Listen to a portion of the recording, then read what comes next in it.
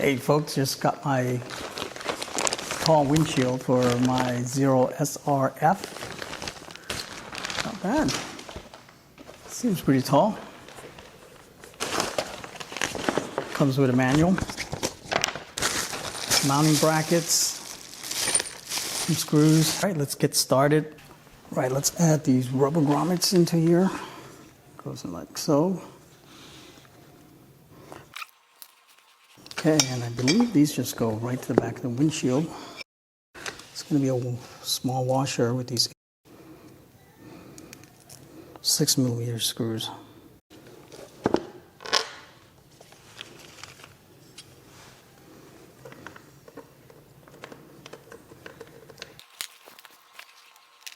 They look like Torx.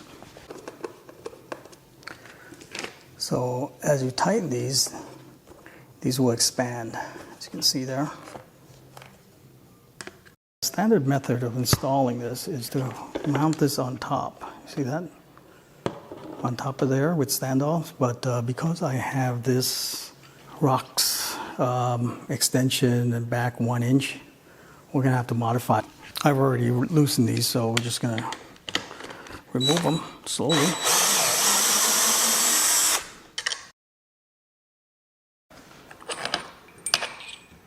Bolt that comes with the ROX handlebar extension is actually 6mm hex. So we're going to loosen these.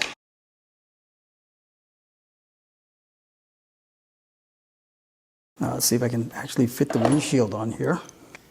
Okay, it doesn't look like I can use that ROX standoff, so we're just going to put it back to stock and install it as it is first. I'll probably have to get different handlebars, taller handlebars to accommodate. So we probably want to be careful we don't drop this. Put the washer in here.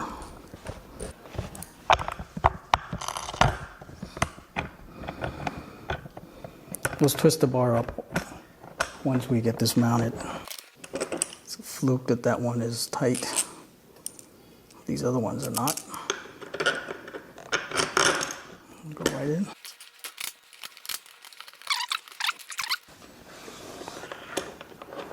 We'll get these in snug, and then once it's snug, we can adjust the position of the handlebars. Okay, now that they're snug, you can actually adjust these. Let's see if they're center. Now, what I want to show over here is this is inside the steering. Looking straight from the back of the bike, you can see that there are alignment markers here. You can see that this steering is a little bit too far to the right, so we're gonna have to move it this way. I can see that it's center, so we're gonna snug this in first. Right here, we need a little bit of gap here, so when you turn to lock steering, it doesn't hit this tank, the plastic part of it. You want like a small gap like that. Good. So it doesn't hit. Make sure there's about an 1/8 inch gap there. Let's torque this steering clamps in. Speaking of gaps, make sure the top handlebar clamp is properly gapped. Right here and here. It's about even. So as you're tightening it down to the torque spec, make sure that those gaps stay pretty much even.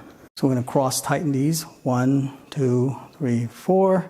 It doesn't matter which one you start first, but just be consistent. If you start from here and you went to number 2 here, always do that. There it is, 19 foot-pounds, 26 Newton meters. I'm going to have to probably get a handlebar, SRS handlebars, in order to raise this up. And of course, the finishing touches, they have these plastic black caps to put over the bolts. Almost forgot one last step. Included in the bag is the safety liner that you clip right on top around the windshield. Last but not least, we have to install these safety liners so you don't hit the top of your windshield and cut yourself, I guess. Here's a tip. I left a small gap there on each end. Okay, we're going to try to push these clips in. I try sliding them in, and it's actually harder. A little bit of Windex.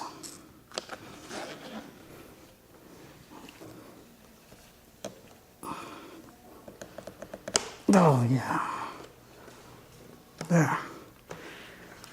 So just pushing it in by hand using a little bit of Windex work. Okay, here's kind of what it looks like.